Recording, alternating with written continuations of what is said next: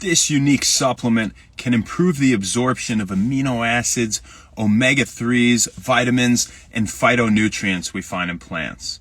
It's called Astragin. So what the hell is Astragin? We had a question about it. You see it in a lot of supplements. It's going to be in our supplement, Super U, coming out in a month or two here for naturally enhancing mental and physical performance. So Astragin, improving the absorption, seems like something that would be good to put with many other amino acids or omega-3s or things like creatine. It's astragalus and Panax ginseng combined into one. Those are both adaptogens that have been used in traditional Chinese medicine forever, for centuries at least. And they reduce inflammation. They better help the body deal with stress and anxiety to prepare for stress in the future. They reduce inflammation. And so it's no surprise that Astragin reduces intestinal wall inflammation. And why is that important? Well, reducing the inflammation allows it to function better and allows the nutrients to be absorbed in a more efficient manner. And that means drastic increases in the amount of something you take that is absorbed, right? Dramatic increase in the absorption. Because if you take resveratrol, for example, it is great for you. It's an antioxidant. You find it in red grape skin or red wine. You could just have the red grape skin. You don't need to have the wine to have it. But, you know, it's good for a lot, right? We know that. But when we take resveratrol, you're not getting 100% of the resveratrol. You're absorbing about 20% of it. You're leaving about 80% behind. Whether it means you're pissing it out, it's excreted in waste in some fashion, right? And so it's important to maximize the absorption of things. And this is the same concept as having healthy fats with your greens, your dark leafy greens like kale, spinach, arugula, Swiss chard, cabbage. The fats improve the absorption of the fat-soluble vitamins and the phytonutrients that you find in the greens. And just like that, when you make a supplement, you can put citrulline malate and creatine monohydrate and alpha GPC and all these great things in it. But if you're not maximizing the absorption, you're not maximizing the efficacy of that supplement for its purpose. And so what does Astragin affect the most, right? We said some amino acids, we said omega-3s and vitamins. So let's talk about a few examples here. Beta-alanine, the amino acid that lets you work out harder for longer. It reduces the buildup of lactic acid in the muscles, reducing acidity in the muscles, acting as an acid buffer. It again improves your stamina and allows you to get those extra 1 to 2 reps, especially if you're an avid lifter, they make all the difference, right? So it improves the absorption of beta-alanine by 25%. That's a lot. You're absorbing a quarter more. So, you know, if you see a supplement with a gram of beta-alanine, turn it into 1.25 grams if it has the estrogen in there as well, right? Or 2 grams, you can turn to 2.5 grams, and so on, right? So there is a tremendous difference there. As far as other examples go, citrulline is another one. Citrulline, the amino acid we talked about yesterday, it's in the nitric oxide pathway. It has other functions as well. But when you talk about exercise performance and cognitive performance, it means improved blood flow to your brain, to your peripheral tissues, so you can work out, you can think better, and to your digestive system too. Everything works better with more blood flow, unless it's inflamed and we don't want the blood to be pumped there, right? An acute injury or something like that. And we're trying to reduce that with ice. But besides the point, how much does Astragin improve the absorption of L-citrulline? It improves it by about 45%.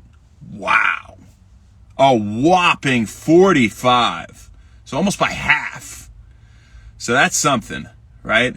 I mean, you know, even say it was Happy New Year, you guys. We will talk about, I'll talk to you in a sec, Kokor, about, what's your real name? About the peanut butter. But 45%, right? So that's really significant. Creatine, the absorption is improved by Astragin by about 33%, so about a third. So we have some serious advantages here to having Astragin in your supplement. Not only does it reduce intestinal wall inflammation in itself, as astragalus and ginseng are just good for you, but it improves the absorption of about everything else, including the vitamins that are in that complex.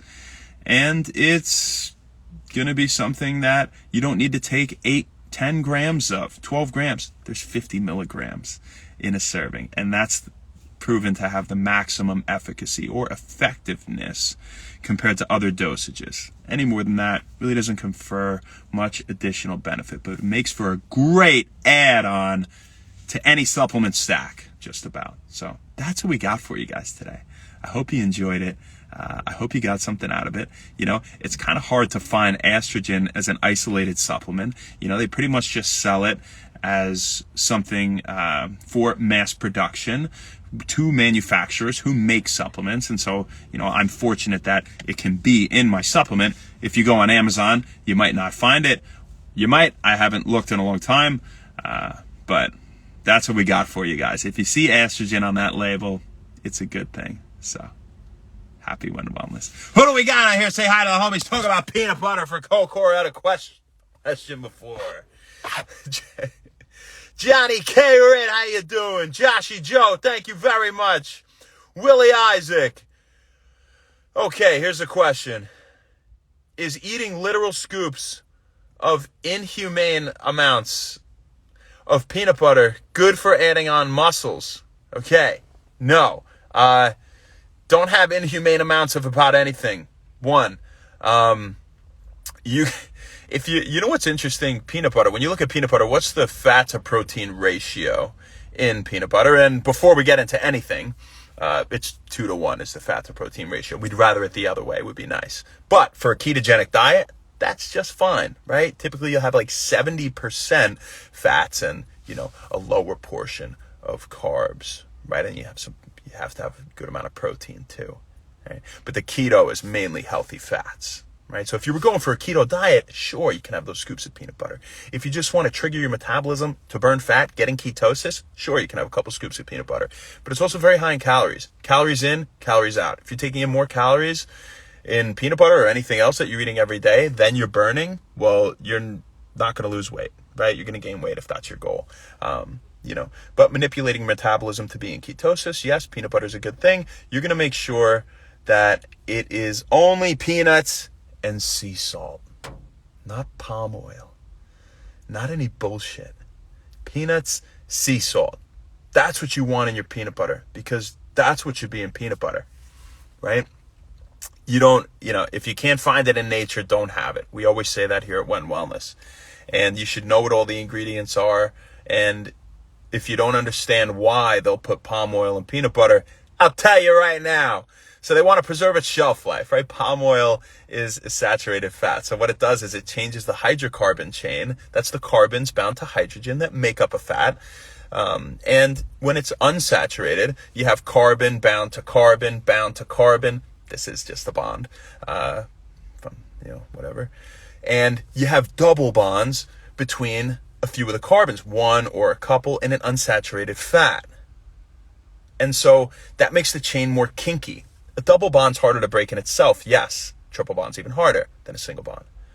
But if the chain is kinky, the whole chain breaks easier. So it's easier for your body to break down unsaturated fat.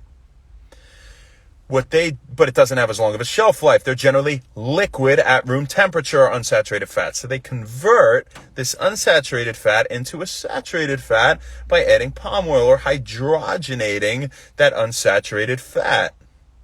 So what does a saturated fat look like? Well, if an unsaturated fat has double bonds between some of the carbons, one or more, then the saturated fat has single bonds. It's totally linear. So it's a straight line, and it's harder to break that. It's really stubborn, right? Now, there's no correlation between saturated fat intake and heart disease, but that's a myth, right? And saturated fat is just fine. You're getting it from animal meat and things like that. But, you know, obviously you don't want copious amounts of it. But you want it in natural forms, right? You want it the way nature intended it to be in a food. It's going to affect your body in a totally different way if you're having it as an additive to something that wasn't meant to have it, right? And so they changed the configuration of this fat, of this unsaturated fat, to make it linear, to make it harder to break down so it has longer shelf life.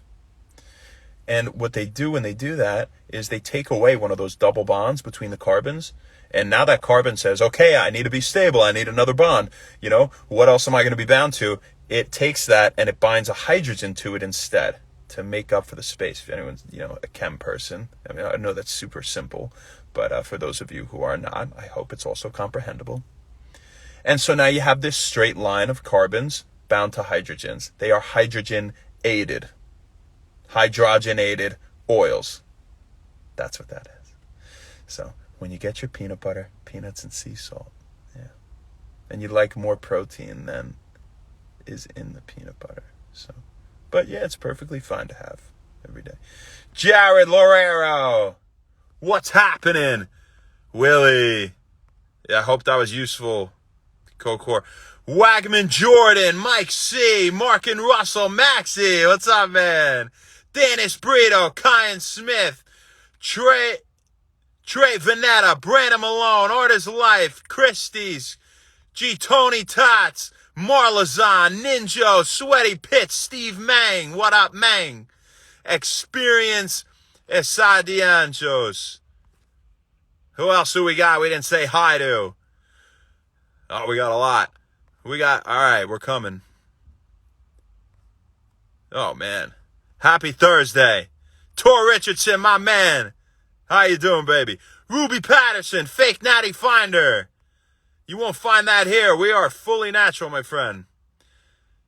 Say what you want. We really don't care. Marco, Most Ismail, Mattman Rises, and Crave, Darbuis Lonzo, Five Hervin, Stephen Fire, Whatevs, STT, Ghost and Nibs, Mayor, Gallon Thompson Sr., and Matt Rank. What up, Mayor? How you doing, brother? Love you. Have a fantastic rest of your day, folks. That's all we got for you. We'll see you tomorrow, baby. Not sure when, but we'll see you then. Have a great day. Happy wellness. Astragin's pretty good if it's in the supplement, by the way. That's what we talked about today. Okay, bye.